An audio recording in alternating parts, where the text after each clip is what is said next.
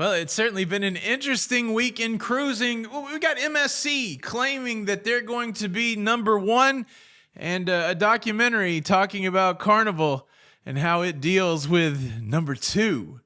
That plus a whole lot more on today's episode. Let's go.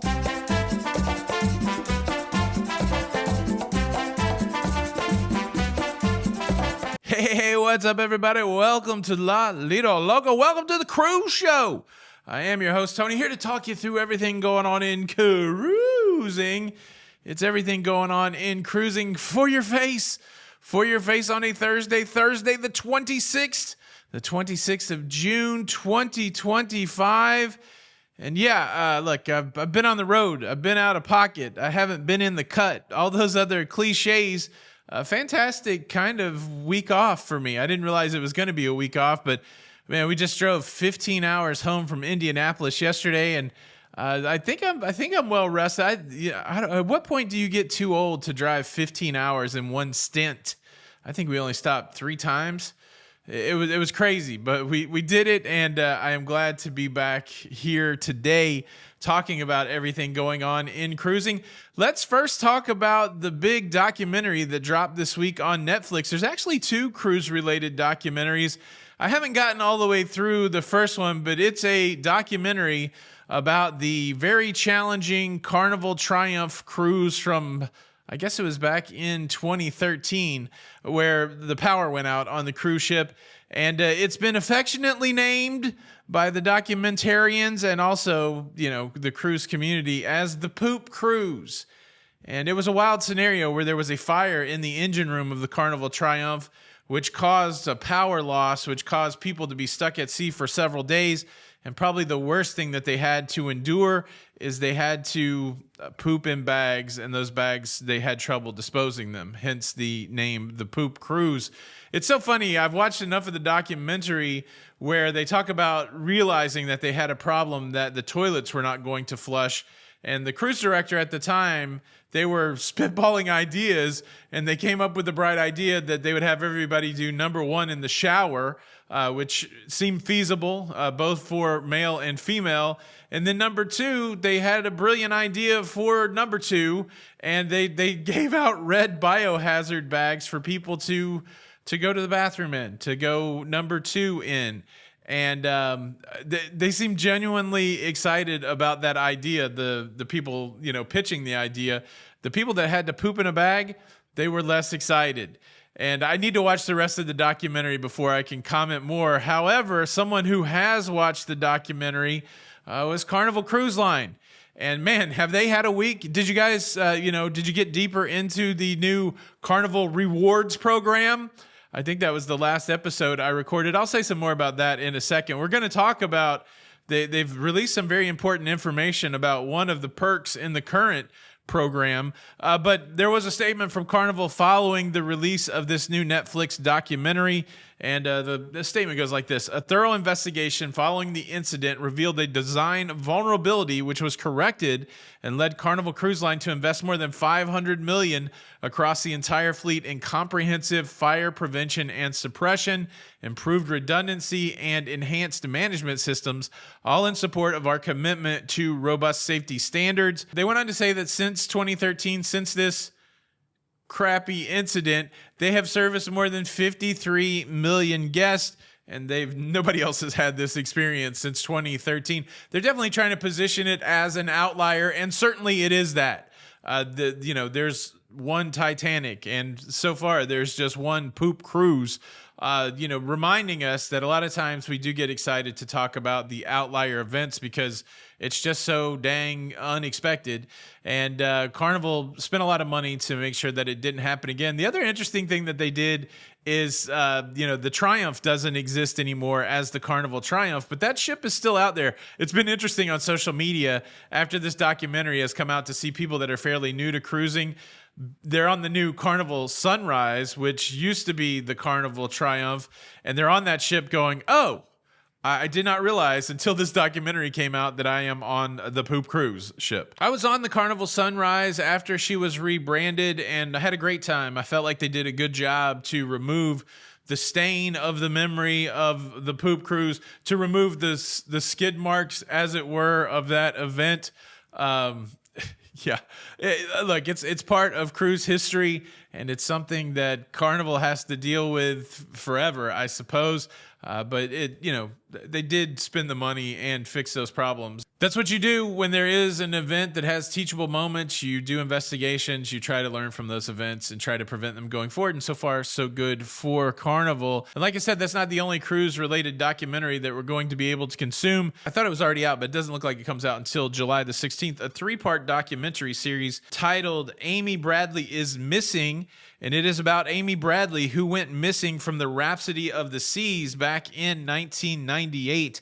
I have seen this story from time to time. She was seen resting on her balcony on her cabin, and then she disappeared. And I don't remember there being a lot more into the investigation. So hopefully this documentary will delve deeper into that case. But yeah, like the wild thing, as you start to see cruising documentaries on Netflix, that's a big signal for the cruise industry, for all of us who love cruising, that cruising is making inroads, not only in our community, but also in the general community at large. Now, it kind of stinks that the stories that are permeating the broader population are these outlier negative stories, but it does possibly give people an entrance into that cruise life and some curiosity that maybe they'll see some other cruise experiences that draw them in. But yeah, interesting week for Carnival that way. Of course, the other interesting thing is we're just 1 week past Carnival announcing their new Carnival Rewards Program. And, I called it Carnival's new loyalty program. And there was definitely some pushback against that, saying, hey, if you look at the structure of the new program, it's not a loyalty program. It's a rewards program. And look, I'll acquiesce to that. I'll say you're right. This definitely isn't a loyalty program, as it were. This is more of a rewards program. In my commentary and analysis of the new program that I released a few days ago, I made a couple key points. Biggest point is that Carnival had a problem to solve. They're too top heavy in their current loyalty program, and so they have to figure out a way to alleviate some of that top heaviness. I guess one of the ways they could do it is make people mad enough to leave. And there may be some other data that suggests that they would be okay with that. I don't think making people angry and getting them to leave is a strategy. If it is, it's a devious strategy. Certainly that can't be a strategy.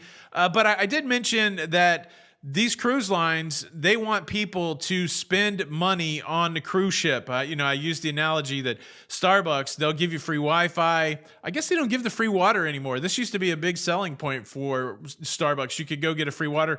I guess they don't do that anymore, but you can go sit in there and use the free Wi-Fi. And the point that I made is that businesses want people to spend money, and rightly so. People said, well, I spent money to go on the cruise.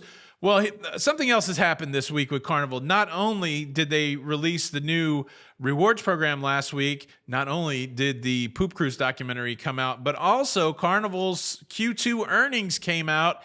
And if you pay close attention to the way that cruise line earnings are reported, they talk about bookings. They talk about how well their cruises were booked during the period that they're talking about. They talk about future bookings, how well cruises are booked in the future.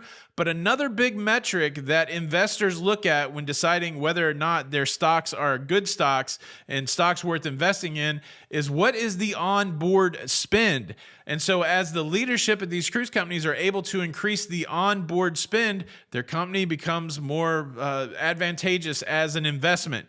And so think about this. If you're a leader over at Carnival, and there's multiple leaders and they're all focused on different things. Somebody is focused on getting these cruise ships booked prior to the cruise, getting people to buy the cabins. And Carnival is booked at over 100%. They've had over 100% occupancy over the last quarter, and they have that going forward. So demand is high. They're booking a lot of cabins before people come on the cruise. But there's going to be another set of leadership there that says, okay, how can we extract as much money as possible from cruisers while they're on the cruise ship so that we can report to the street that we have onboard spending up, because that also speaks to our health. I think they made like $6 billion in profit over Q2. It's insane the amount of money that cruise companies are making, but you're only as good as your last reporting to the street. That is the way public companies work. It's a different time. It's a different, a lot of people say, well, you know what? Companies should just value customers, and that's the way that the loyalty, contract should. It's not the way that it works. I hate to be the person that says, wake up out there. There's a lot of things that should be that are not, and there's a lot of things that just are. And when it comes to publicly traded companies, the thing that just is that they are beholden to that quarterly reporting to the street, and that motivates leaderships in these large companies to do certain things. I speak from experience. I worked for a Fortune 500 company for many years. I sat in a lot of these meetings where the conversation was honed around the idea of how do we make our quarterly numbers look good. And certainly customer satisfaction is one of those things that, helps determine that. And that's one of the things that leadership looks at, but that is not the final arbiter, not the final decision maker when it comes to how companies are run. I'm sure there's going to be some outliers to that. I'm sure there's going to be some companies that are completely customer first, and however the customer flow and satisfaction goes is how they make their decisions.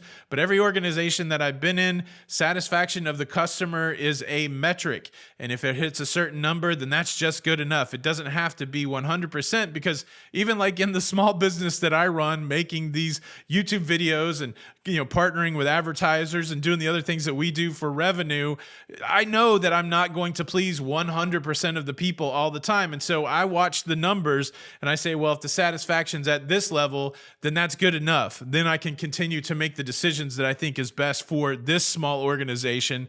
And that's what happens on the macro scale at large corporations. It's going to be interesting as we track along for the next year. Carnival is starting to hit the talking points hard. First and foremost, brand ambassador John Hill doesn't want to talk about it anymore right now.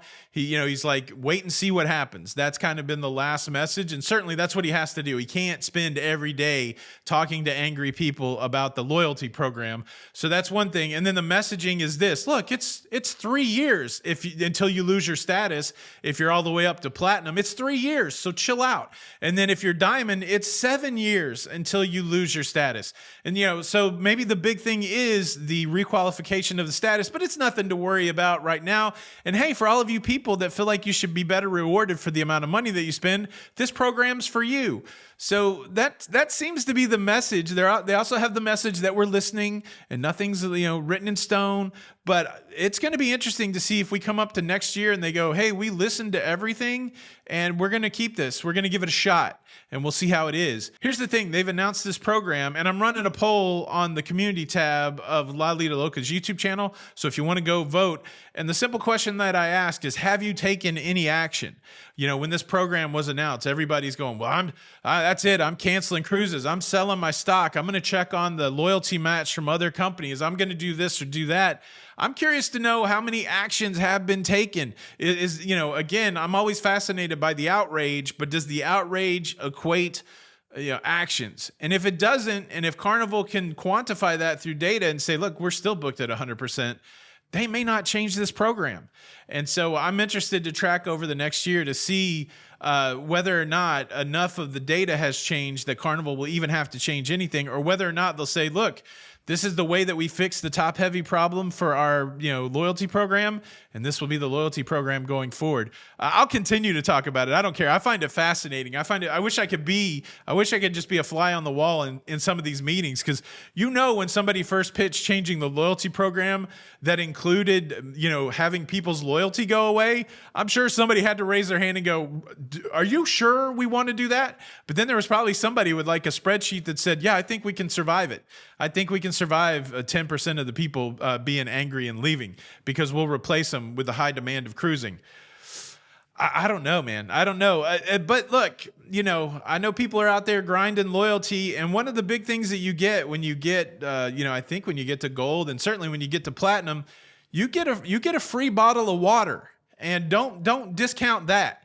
Don't discount the fact that you've spent thousands of dollars so that you can get a $4 bottle of water. And I know a lot of people are concerned about that, and enough people are concerned about the process of getting the $4 bottle of water that the Carnival brand ambassador John Hill had to talk about it. And I tell you what, Carnival, bless them. But some of the things they do it's a challenge, right? So if you go on a Carnival cruise, right, I'm platinum, so I get laundry. I get a free VIFP gift. I get a free enamel pin, and I get a free bottle of water. And on some of the cruise ships, to get the free bottle of water, I have to go to a bar and say, I would like my free bottle of water. If I want, and this, I think this is true for all Carnival cruisers, if you want that enamel pin and if you want that gift, you have to go to the photo area to get those gifts. So you got to do some work. If you want the free chocolate covered strawberries or whatever sweet gift you get, you have to call room service. It's not automatic. It doesn't just happen. And that's caused some concern for people that want their free bottle of water because they earned it. Fortunately, it has been addressed. Carnival brand ambassadors said, look, if you want the free bottle of water, just drink one of the bottles of water that are in your cabin that have a sticker that says, if you drink this, we're going to charge you $4. That's always fun when you get to your cabin, like 2 bottles of water. I know you just survived embarkation day. You could have this water. Look at it. It looks good. It's luscious, but it's going to cost you. If you drink it, it's going to cost you. Well, now, if you have a loyalty perk that entitles you to a bottle of water, you could drink one of those.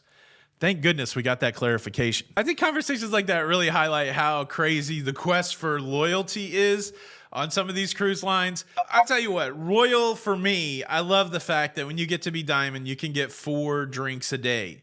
I think that probably is the best perk. I do like the laundry, but as far as it, having to pay for laundry, that's not the biggest of deals for me. But the fact that I don't really drink alcohol and that if I did want to have a drink, I could get 4 of them a day on Royal. That's a legit perk, because to me, to get those 4 drinks, because I don't, buy the drink package, to get those 4 drinks, I would probably spend anywhere between $8 and $15. Let's say it's just $8. That's like a $32 value a day. And then because I'm Diamond, Jenny B is also Diamond, and she gets the 4 drinks. So that's, you're looking at getting a $60 value a day per couple. I think that's real and that's good. And I think that, just do drinks. Like, why not just do drinks? The cost per drink is low. And a lot of people are buying the drink package anyways, but I like it. I like it as a perk. I don't know what Carnival's going to do. Like I said, we'll watch it for the next year, but that continues to be the big topic, the number one topic. But I guess if we're going to talk about being number one, have you been following the battle between MSC Cruises and Royal Caribbean International, the battle for number one? Royal Caribbean is number one at a lot of things.